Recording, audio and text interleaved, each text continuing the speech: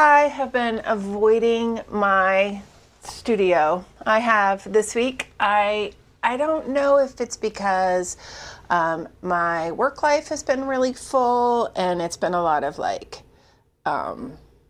research and learning new things and reporting and data.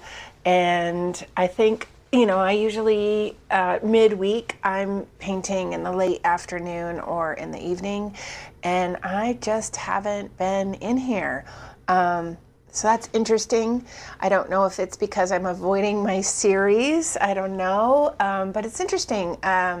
It's interesting to think about, like, when you're avoiding your art. And so, yeah, I've been working on my 100-day project, so that's great.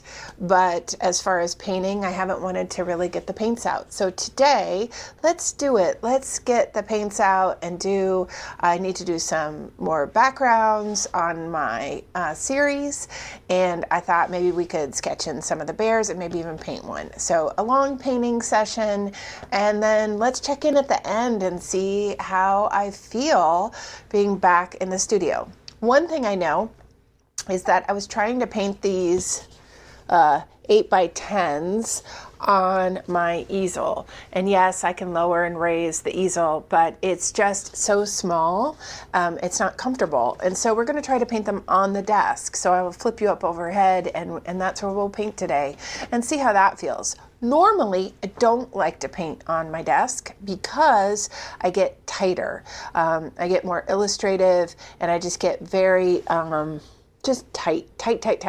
And so one of the reasons I like painting on the easel is that I can stand further back. And it's just looser. It's a looser process for me, but it's not comfortable in these really small canvases. So let's just try it on the desk and see what happens. And I am so glad you're here. So glad you're here, and you can maybe help me through this hurdle of avoidance.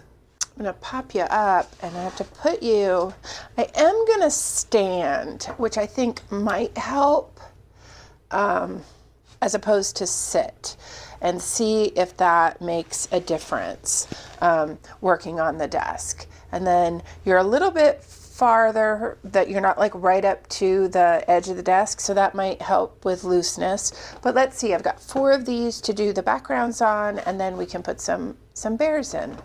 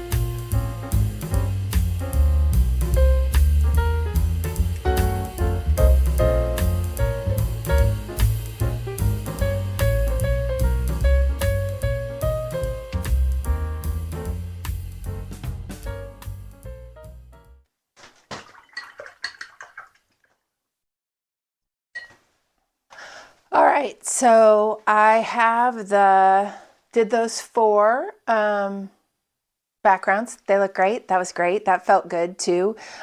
Doing repetitive patterns feels really good. And I don't know if you noticed, but in the palette that I'm using, this is a Amanda Evanston thing to use these paper plates, and then she turns them into things. So anyway, I just thought I would try this paper plate.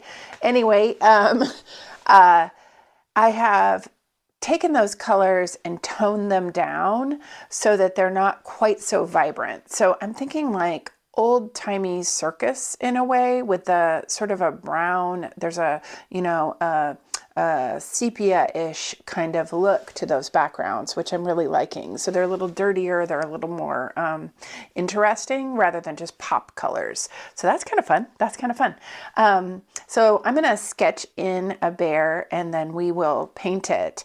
And then if we feel it, we'll paint another. These will just be the outlines, not the internal structure of the bear's face or anything, because of course those backgrounds will have to dry. But let's sketch one and see what happens.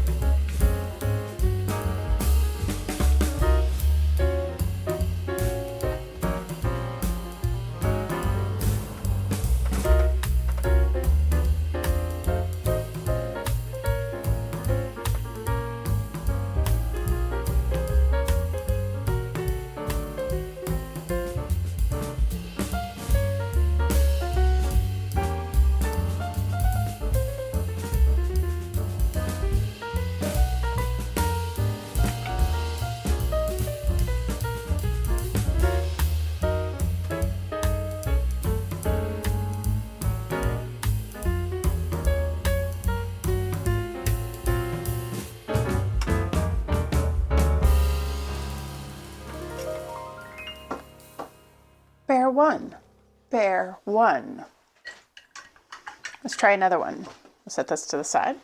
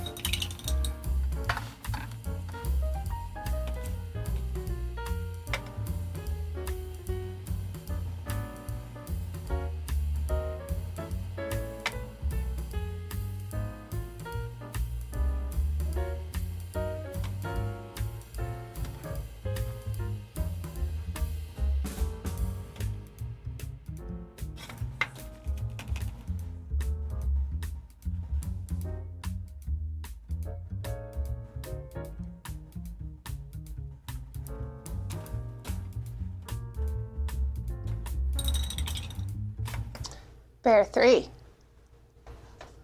We'll set this over here.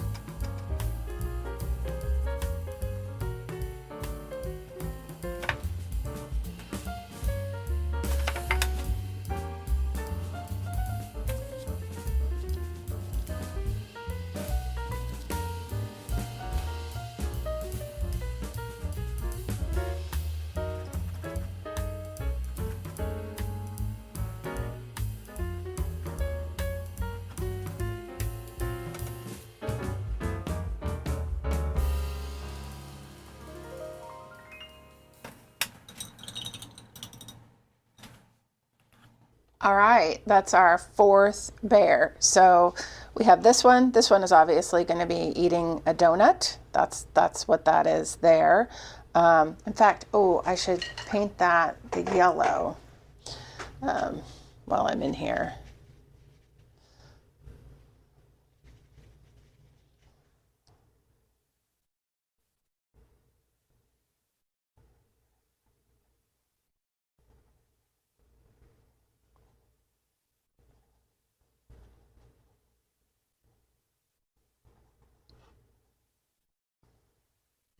Okay, so this one will be eating the donut. There'll be claws and the whole deal, and it'll be covering most of its face because the donut will be the big deal.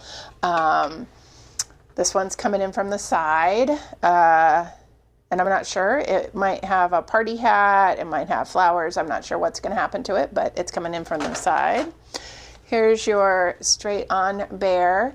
And who knows what will happen to them. And then the last one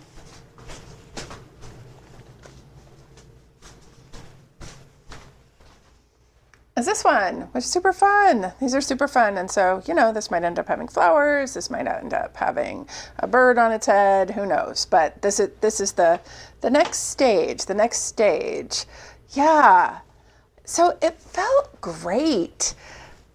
It's so interesting to me because when I'm resisting coming in or avoiding, once I do get started, I am loving it. But, it's the weekend and I don't have other responsibilities today. And maybe that's part of it too. It's like a mental thing where it's hard to shut off like what you were kind of doing during the day. And yeah, there's things for me to think about. Like, how do I work through that, that avoidance of getting in and working in my studio? It doesn't take long to do whatever it is that I'm doing. And once I get into it, I really love it. Do you have this? Is this something that you're working through? I'm super curious because I think this is pretty common. If you're a full-time artist or like me, you are a part-time artist, I think that either way it can, this push-pull of like, I don't know, there's like a little bit of guilt, like I should be, which is, not great. Like I should be in my studio, I should be working. that doesn't feel good. And then there's just the, the mental load of life. The world is, I'm not gonna lie, the world is kind of scary right now, and that's playing, and then my own work and family stuff that I'm having to deal with, and yeah, it's just a lot. It's interesting. It's interesting that trying to get through all of that, like all of those feelings and all of that stuff to get back in the studio and work. And so it's why I'm so grateful for you, is because I've committed to doing this studio practice and sharing it with you. So at least, no matter what, at least I'm here on Sunday, and that does feel pretty good. So whatever you're up to, please know you're not wasting paint. And this is, of course, a shout out to Watercolor Carrie. You're never wasting paper either, and you are never wasting supplies. I know a lot of you have commented that you feel nervous about using the good supplies or the good paint. And I want to tell you, there's no greater time than right now to use the good paint, the good supplies, the good pencils, the good, pastels, whatever it is, because this is what you got right now. So use them. And whatever you make is perfect. It's exactly what you were meant to make today. So I will see you next Sunday. And if you haven't checked out my last video, I talk a lot about the studio notebook that I'm keeping, which is right here, and how that is changing my studio practice and art practice. And so you might like to check that out. Anyway, I'll see you next Sunday.